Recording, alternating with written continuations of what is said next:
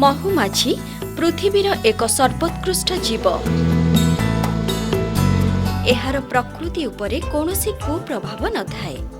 ମାତ୍ର ଏହି କୀଟର ଅନୁପସ୍ଥିତି ଯୋଗୁଁ ଫସଲରେ ପରାଗ ସଙ୍ଗମ ହ୍ରାସଜନିତ କ୍ଷତି ହେବା ସହ ବିବିଧ ବୃକ୍ଷରାଜି ଜୀବଜଗତ ବିଶେଷ କରି ମାନବ ସମାଜ ଲୋପ ପାଇଯିବାର ଆଶଙ୍କା କରାଯାଏ। ମହୁମାଛି ଏକ ଅତି ଉପକାରୀ ସୁସଂଗଠିତ ସାମାଜିକ କୀଟ। ଆଦିମ କାଳରୁ ଏହା ଆମ ସଂସ୍କୃତି ସହ ଜଡ଼ିତ। ମହୁମାଛିମାନେ ପ୍ରାକୃତିକ ପରିବେଶରେ ରହି ମହୁ ସଂଗ୍ରହ କରି ତାଙ୍କ ବସାରେ ସାଇତି ରଖିଥାନ୍ତି ଓ ଲୋକମାନେ ବିଭିନ୍ନ ଉପାୟରେ ମହୁମାଛିମାନଙ୍କୁ ମାରିଦେଇ ବା ଘଉଡ଼ାଇ ଦେଇ ତାଙ୍କ ବସାରୁ ମହୁ ଫେଣାଗୁଡ଼ିକୁ ଆଣି ଚିପୁଡ଼ି ସେଥିରୁ ମହୁ ବାହାର କରିଥାନ୍ତି। ସେହି ପୁରାତନ ପଦ୍ଧତିରେ ସଂଗ୍ରହ କରାଯାଇଥିବା ମହୁର ଗୁଣାତ୍ମକ ମାନ ଅତି ନିମ୍ନ ସ୍ତରର ଓ ତା ସହିତ ମହୁମାଛି ବଂଶ ମଧ୍ୟ ହ୍ରାସ ପାଇଥାଏ। ବିଶୁଦ୍ଧ ମହୁ ପାଇବା ପାଇଁ ଲୋକମାନେ ସାଧାରଣତଃ ବୈଜ୍ଞାନିକ ପ୍ରଣାଳୀରେ ମହୁମାଛି ପାଳନ କରିଥାନ୍ତି, ଯାହାଦ୍ୱାରା ମହୁମାଛିମାନଙ୍କୁ ନ ମାରି ଅତି ସହଜ ଓ ସରଳ ଉପାୟରେ ବିଶୁଦ୍ଧ ମହୁ ଅମଳ କରାଯାଇଥାଏ।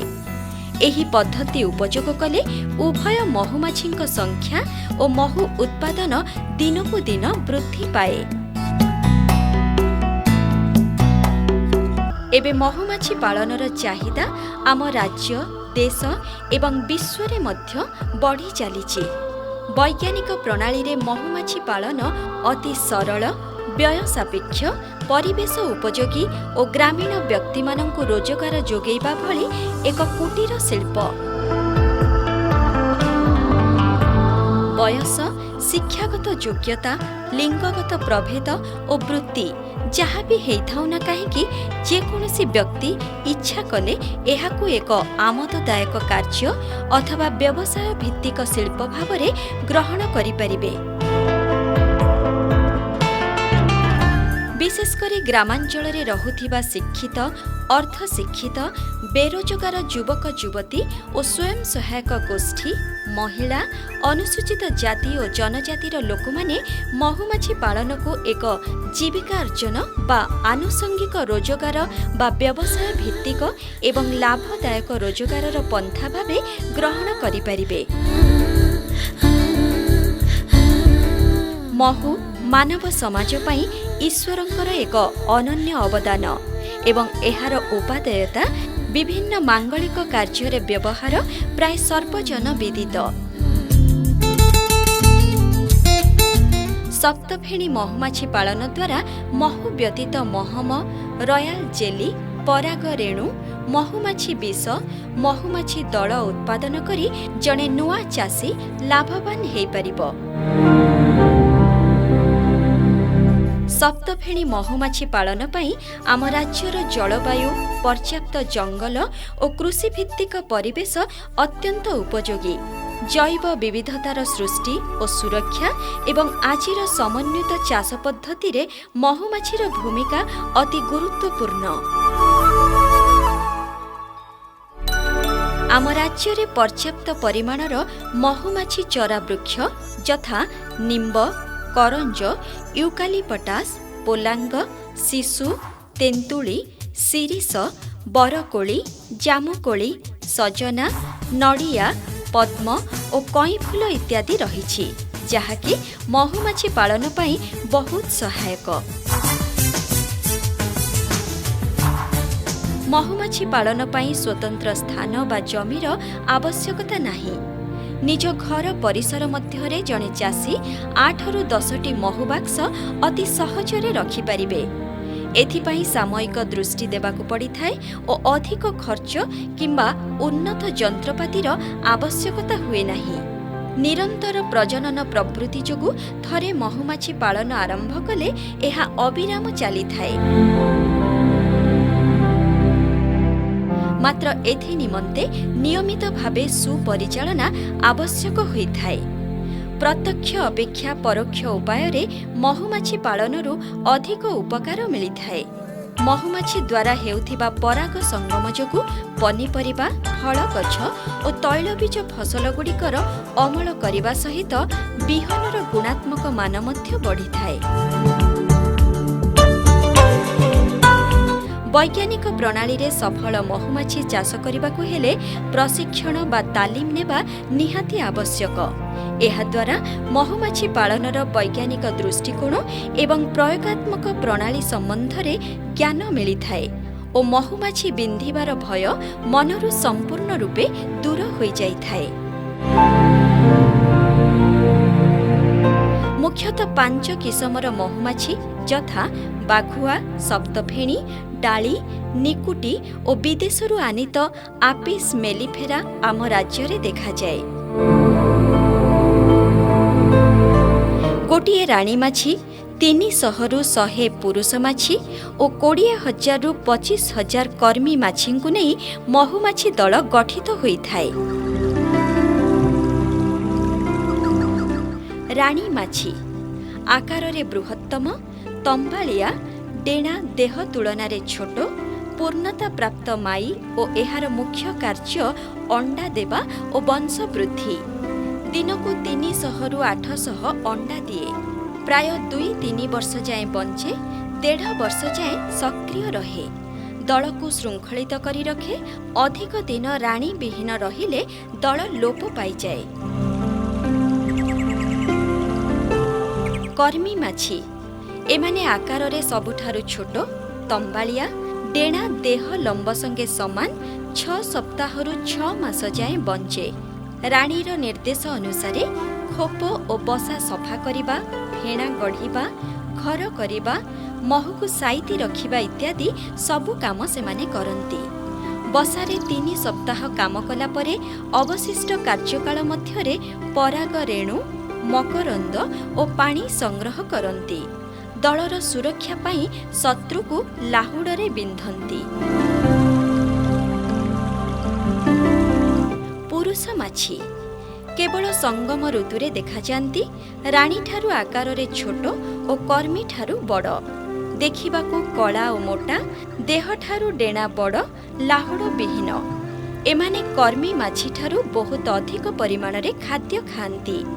एमानंकर मुख्य काम अटे राणी सह संगम करिबा। नुआ राणी संगम सारी अंडा देबाकू आरंभ कले पुरुष माछी मानंकु जंता साहाय्य रे धरी मारी देबा उचित। राणी, पुरुष और कर्मी माछींको खोप मध्य देखिबाकू भिन्न भिन्न। महुमाछींक बसारे सेमाने महु और शाबकंकु खाइबाकू देबाकू पराग रेणु मध्य अलगा खोपरे साइती रखिथांती। मकरंद और पराग रेणु महुमाछीर प्राकृतिक खाद्य।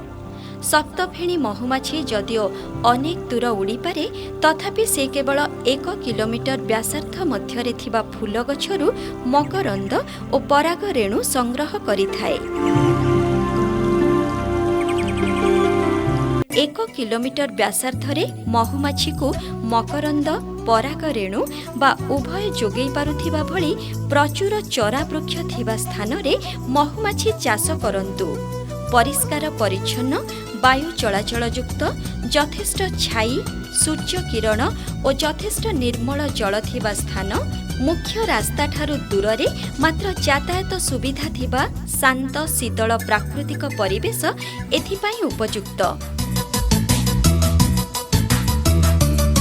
निर्धारित स्थान रे 8 ରୁ 10 फुट व्यवधान रे निरापद स्टाण्ड उपरे महुमाछी बाक्स बसैबा उचित। आम अंचल आईएसआई अनुमोदित काठ बाक्सरे सप्तफेणी महुमाछी रखी लालन पालन करा जाउअछि। एतद् व्यतीत आनुषंगिक उपकरण भावे स्टाण्ड, धूआं नली, महु निष्कासन यंत्र, पिंपुड़ी निरोधक जंता, डमी पटा, छुरी, राणी जाली, पुरुष माछी जंता, दल धरिबा बाक्स, न्यूक्लियस बाक्स, मुह जाली, हाथ मोजा इत्यादि आवश्यक। एही आवश्यकीय उपकरण निकटस्थ अग्रणी महुमाछी चाषींक ठारू संग्रह बा क्रय करिबाकू पड़िथाए।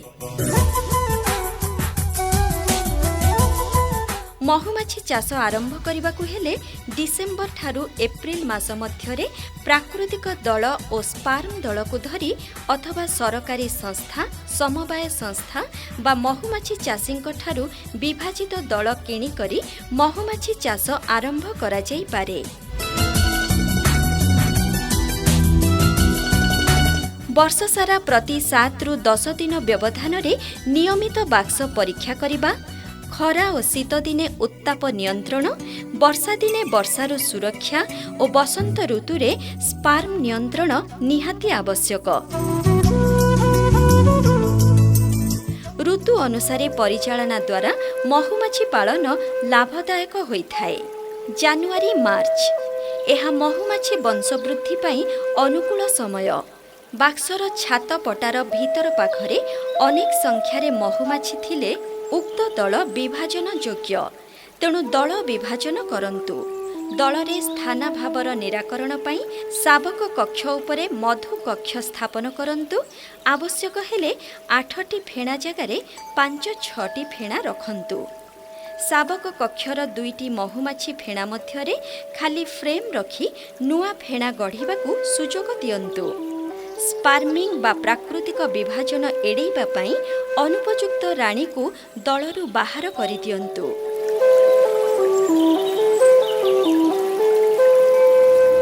एप्रिल मे अत्यधिक उत्तापर प्रभावरू दलर सुरक्षा व्यवस्था करंतु।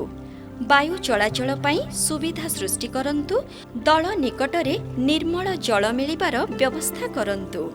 जून सेप्टेम्बर महुमाछींक पाई एहा सबुठारु संकट समय, तेणु कृत्रिम खाद्य जोगाण व्यवस्था करंतु। बाक्सर चतुष्पार्श्व और तलपटा परिष्कार रखंतु। दल को सबल रखिबाकू चेष्टा करंतु। अक्टोबर डिसेम्बर खरा पागरे बाक्स निरीक्षण करंतु और बाक्स मध्यरे उत्ताप नियंत्रण सुविधा पाई डमी पटा व्यवहार करंतु। पुरुणा फेणागुड़ी को नष्ट करि दियंतु। दुर्बल दल को सबल दल सहित मिसाई दियंतु। पुरुष माछी सृष्टिर नियंत्रण करंतु। शत्रु और रोगरु सुरक्षा। सफल महुमाछी चाष पाई महुमाछीर मुख्य शत्रु यथा महम सलभ, बिरुड़ी, विभिन्न किसमर अष्टपदी, आसासिन बग, जंदा, पिंपुड़ी, बुढ़ियाणी आदि शत्रु, भूताणु और अणुजीव जनित रोग एवं तार लक्षण को जानी तार प्रतिषेधक बा दमन व्यवस्थार प्रयोग कले महुमाछी को सुरक्षा मिले। आवश्यक हेले विशेषज्ञों सह परामर्श करी निराकरण व्यवस्था ग्रहण करंतु। महु निष्कासन, शोधन एवं संरक्षण। मधु निर्गमन ऋतुरे फेणारे महु संचित होई 70-80% मुदी होईगले महु निष्कासन यंत्र साहाय्य महु निष्कासन करंतु और महु को 50-60 डिग्री सेंटीग्रेड उत्तापरे 15-20 मिनिट परोक्ष भावरे गरम करी छाणी काच बोतल रे रखंतु। महु निष्कासन समय रे जेमिति महु बेसी समय खोलारे न रहे सेथिप्रति दृष्टि देवा दरकार। एई सबु पद्धति अवलंबन करिबा सहित जणे चाषी अति कम रे 4-5टी महुमाछी दल रखी महुमाछी चाष आरंभ करिबा आवश्यक।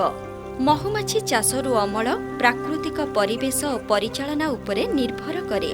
वैज्ञानिक प्रणाली रे महुमाछी चाष कले प्रथम 2 वर्ष मध्यरे नियोजित खर्च भरणा करी बाक्स पिछा प्रति वर्ष अति कम रे 3000 रु 3500 टंका पर्यंत लाभ पाई परिबे।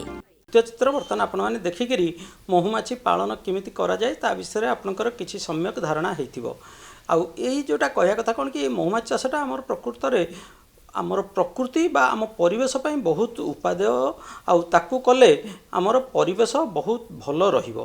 ता छड़ा एटा को करबा द्वारा जने व्यवसाय जदि जने चाहिला एटा को व्यवसाय भित्तिक करि परिबो नहले आमद प्रमोद पई रखि परिबो नहले आमर जो माने गरीब चाषी अछंती जो मानकर जीवन धारण पई किछि जीविका निर्वाह पई दरकार सेति पई मध्य महुमाछी चाष से माने करि परिबे।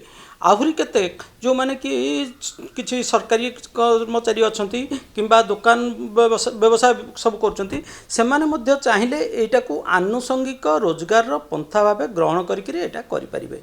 एटा करिवा द्वारा मुख्य जिंस हला कोन ना महुमाछी भली उपकारी जीवर किछि अनिष्ट हेबो नाही आउ आमे जो प्रकृति पाइबा दुर्लभ द्रव्य गोटे अमृत तुल्य महू सेटा माने आपण मानकर जानिया पई कहबी जे एकमात्र खाद्य जोटा कि गोटे पोक मनीष मानक पई तयारी करछि एमिति खाद्य आपण पृथ्वी विषय पाइबेनी जोटा कि अन्य कोनोसी जीव मनीष मानक पई तयारी करूछि। तेणु एते सुंदर जिनसटा को पाइबा पई आमे महुमाछी चाष करबा दरकार। आ महुमाछी चाष करबा पई हेले कोन होउछि ना हमर समस्त ए जो वीडियो देखुचंती बा किछि बही पढ़ी दौरान ता द्वारा तांकर संपूर्ण भाव सुचारू रूपे बा सफल भाव में महुमाछी चाष करें तेणु तांको तालीम नेबा निहाती दरकार। तालीम रे से माने महुमाछीर कौन कौन आवश्यकता से विषय वैज्ञानिक भित्तिक ज्ञान कौशल आहरण कला परे तापरे ताकू उपयोग करके महुमाछी चाष करें।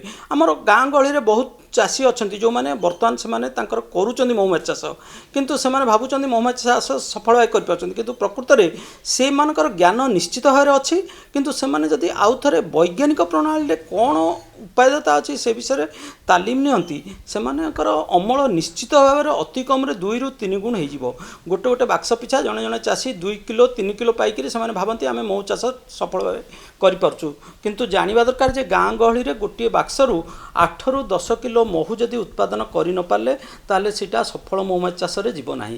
तेणु सफल महुमाछी चाष पई वैज्ञानिक प्रणाली रे किमिति वैज्ञानिक प्रणाली ज्ञान कौशल को आहरण करके किमिति महुमाछी चाष करिया पड़े से विषय जानिबा निहाती आवश्यक।